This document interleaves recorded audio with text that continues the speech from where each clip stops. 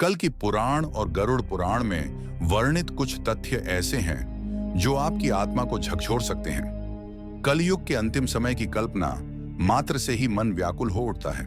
यह युग अपने चरम पर इतना भयावह होगा कि दिल कांप उठेगा। यह कोई मनगढ़ंत कहानी नहीं, बल्कि वह सच्चाई है जिसे हमारे धर्म ग्रंथों में बड़े विस्तार से बताया गया है। आज हम इन्हीं रहस्यमय तथ्यों पर प्रकाश डालेंगे। हम आपसे आग्रह करते हैं कि इस जानकारी को अंत तक ध्यान से सुनें, क्योंकि यह न केवल ज्ञानवर्धक है बल्कि आपको सोचने पर भी मजबूर करेगी।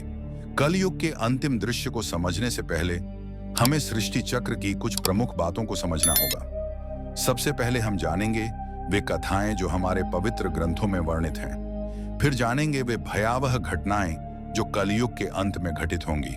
भागवत पुराण, विष्णु पुराण, लिंग पुराण और गरुड़ पुराण जैसे ग्रंथों में लिखा गया है कि कलयुग की कुल अवधि 4,32,000 वर्ष है। महाभारत युद्ध के समापन के साथ द्वापर युग का अंत हुआ और कलयुग का आरंभ माना गया।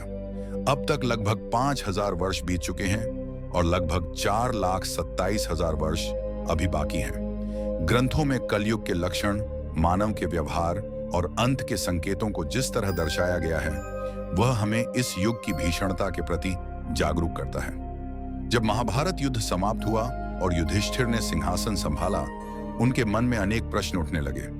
द्वापर युग समाप्त हो रहा था और कल युग के आने के संकेत स्पष्ट दिखाई देने लगे थे। युधिष्ठिर चिंतित थे, आने वाले युग में धर्म और सत्य की क्या स्थिति होगी। इन्हीं सवालों का उत्तर जानने हेतु उन्होंने भगवान श्री कृष्ण से मार्गदर्शन लेने का विचार किया। उन्होंने अपने चारों भाई भीम, अर्जुन, नकुल और सहदेव को बुलाया। अर्जुन बोले, भैया आप इतने चिंतित क्यों हैं? क्या कोई शत्रु हस्तिनापुर पर हमला करने वाला है? युधिष्ठिर ने गहरी सांस लेते हुए कहा, हे अर्जुन, मेरी चिंता किसी बाहरी शत्रु से नहीं है बल्कि कल युग के आगमन से है। मुझे डर है कि आने वाला समय मानव समाज को कहां ले जाएगा। धर्म और नैतिकता का क्या होगा? भीम बोले, भैया आपकी यह चिंता हमारे हृदय में भी डर भर रही है। कृपया हमें बताएं कि क्या संकट आने वाला है। युधिष्ठिर बोले, हमें अब श्री कृष्ण से इस विषय में चर्चा करनी चाहिए। केवल वही इस युग के रहस्य को भली भांति समझ सकते हैं। सभी भाइयों ने युधिष्ठिर की बात को स्वीकार किया और द्वारका की ओर रवाना हुए। द्वारका पहुंचकर भगवान श्री कृष्ण ने उनका हर्षपूर्वक स्वागत किया। से युधिष्ठिर ने प्रणाम करते हुए कहा, हे माधव, आप सर्वज्ञ हैं। द्वापर युग समाप्ति पर है और कल युग का आरंभ हो रहा है। मैं यह जानना चाहता हूं कि कलयुग में मानव का आचरण कैसा होगा और मोक्ष प्राप्ति के लिए उसे क्या करना होगा। श्री कृष्ण बोले, हे धर्मराज, आपके प्रश्न महत्वपूर्ण हैं, लेकिन इनका उत्तर सीधे नहीं दिया जा सकता। इसके लिए आपको और आपके भाइयों को कुछ अनुभव करने होंगे। युधिष्ठिर ने पूछा, हे केशव, हमें क्या करना होगा? श्री कृष्ण ने कहा, आप सभी को अलग अलग दिशाओं में स्थित रहस्यमय वनों में जाना होगा। वहां जो अद्भुत घटनाएं हों उन्हें देखिए और मेरे पास लौटकर बताइए। मैं तब कलयुग का अर्थ स्पष्ट करूंगा। पांडवों ने श्री कृष्ण की आज्ञा का पालन करते हुए रथ त्यागे और पैदल ही वनों की ओर बढ़ चले। युधिष्ठिर एक घने जंगल में पहुंचे जहां उन्होंने एक विशाल 2 सूंड वाला हाथी देखा जो पेड़ों को उखाड़ रहा था। अर्जुन एक शांत वन में पहुंचे जहां एक पक्षी जिसके पंखों पर वेद लिखे थे मरे हुए जीवों का मांस खा रहा था। भीम एक चारागाह में पहुंचे जहां एक गाय अपने ही बछड़े को इतनी जोर से चाट रही थी कि वह लहूलुहान हो गया। सहदेव एक जलाशय पर पहुंचे जहां 7 कुएं थे, 6 भरे हुए, लेकिन बीच वाला सबसे गहरा कुआं पूरी तरह सूखा था। नकुल एक पर्वत पर पहुंचे जहां एक बड़ी शिला लुढ़क रही थी और बड़े वृक्षों को उखाड़ रही थी, लेकिन एक छोटा पौधा उसके सामने आकर उसे रोक देता है। शाम होने पर सभी पांडव द्वारका लौटे और अपने अनुभव श्री कृष्ण को सुनाए।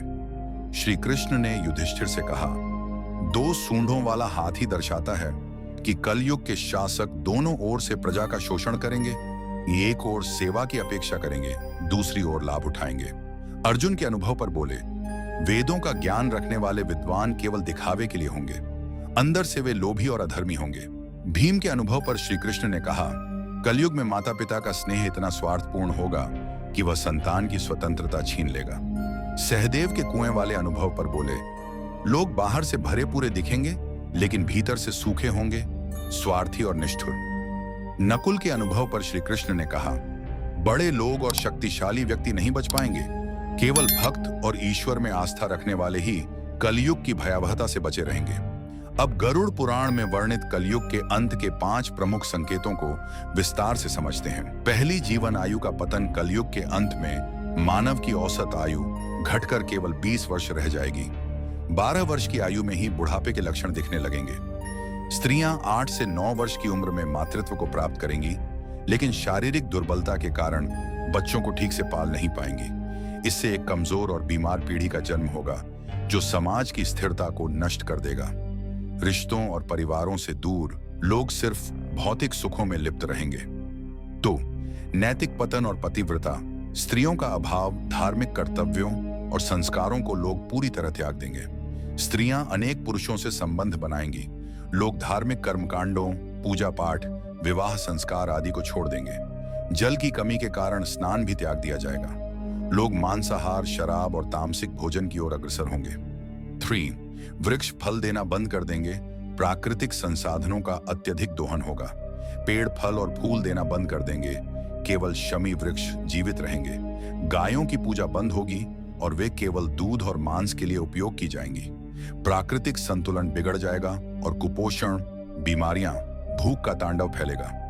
4, अत्यल्प वर्षा और अन्न का संकट। वर्षा बहुत कम होगी। खेतों में फसलें नहीं उगेंगी। अन्न और फल पौष्टिक नहीं होंगे। केवल बकरी का दूध ही उपलब्ध रहेगा। लोग पानी और भोजन के लिए संघर्ष करेंगे। अशांति, लूटपाट और हिंसा फैल जाएगी। खेती पूरी तरह ठप हो जाएगी। 5, सूर्यों का प्रलयकारी उदय। भगवान विष्णु सूर्य किरणों में विराजमान होकर सारा जल सोख लेंगे। 7, सूर्य प्रकट होंगे, जिनकी गर्मी से सारी पृथ्वी जलकर भस्म हो जाएगी। फिर भगवान रुद्र रूप में वर्षा करेंगे। 100 वर्षों तक मूसलधार बारिश होगी और संपूर्ण सृष्टि डूब जाएगी। यह प्रलय नई सृष्टि के आरंभ का प्रतीक होगा। नया आरंभ, धर्म की पुनर्प्राप्ति। प्रलय के बाद भगवान विष्णु नई पवित्र सृष्टि की रचना करेंगे। वहां केवल वही जीव स्थान पाएंगे जिन्होंने धर्म और सत्य का पालन किया होगा।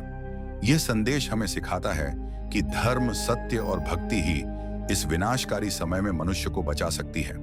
यह कथा न केवल हमें भयावह अंत का संकेत देती है, बल्कि यह भी सिखाती है कि हर अंत के बाद एक नई शुरुआत अवश्य होती है।